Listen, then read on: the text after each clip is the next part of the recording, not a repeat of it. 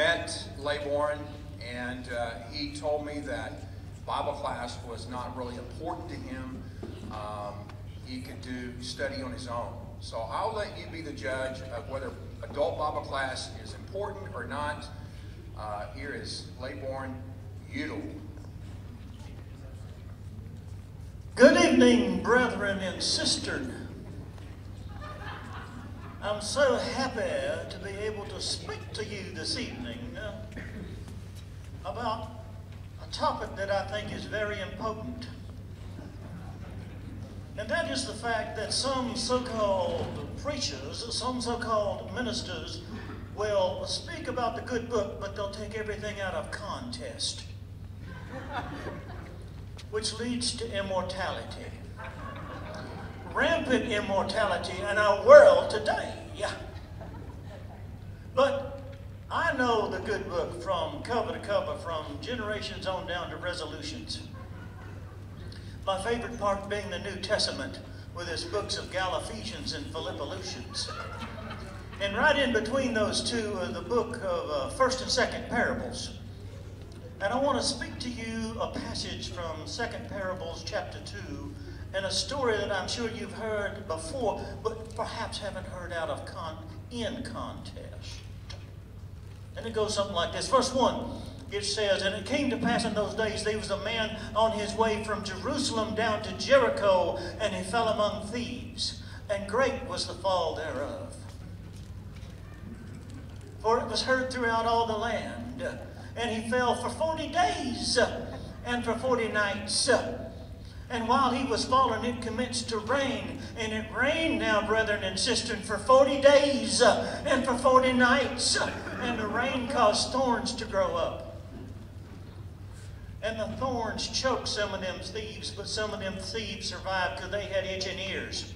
And they gathered together amongst themselves, and they cast lots for the man's arraignment, and left him there lying in the ditch for dead, and said, 'Men and brethren, what shall we do?' And they left him, and he laid there for another 40 days and for 40 nights, at the end of which time he did hunger. And the birds of the air came and gave him to eat. And he crawled up on the side of the ditch and lifted up his eyes, and behold, he seen a fiery pillar and a cloud of dust, and heard a high old silver. And he followed that fiery pillar for 40 days and for 40 nights, till he seen a chariot and noticed that it was being driven by an Ethiopian eunuch.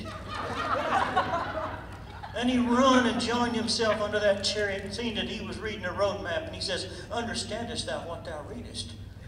And the eunuch turned to him and said, 'How can I, unless some man interrupt me?'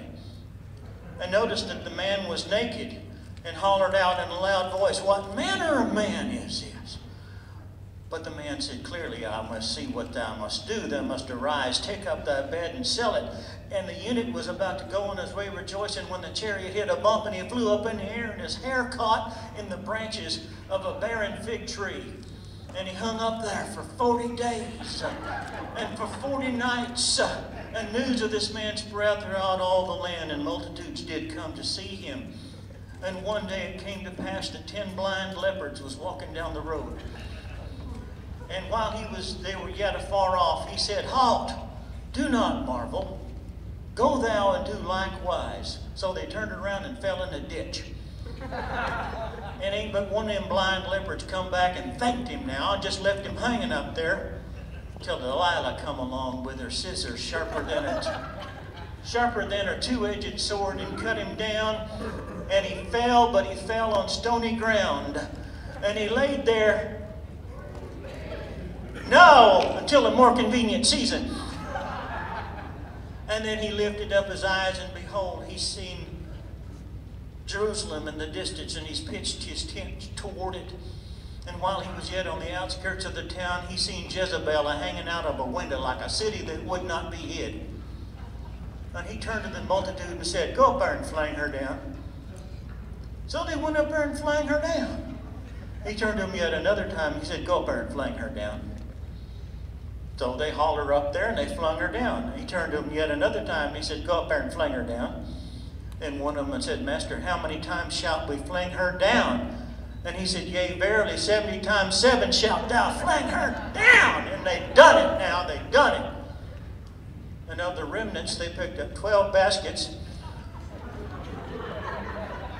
So the question I leave you with, brethren and sisters, is whose wife will she be in the judgment?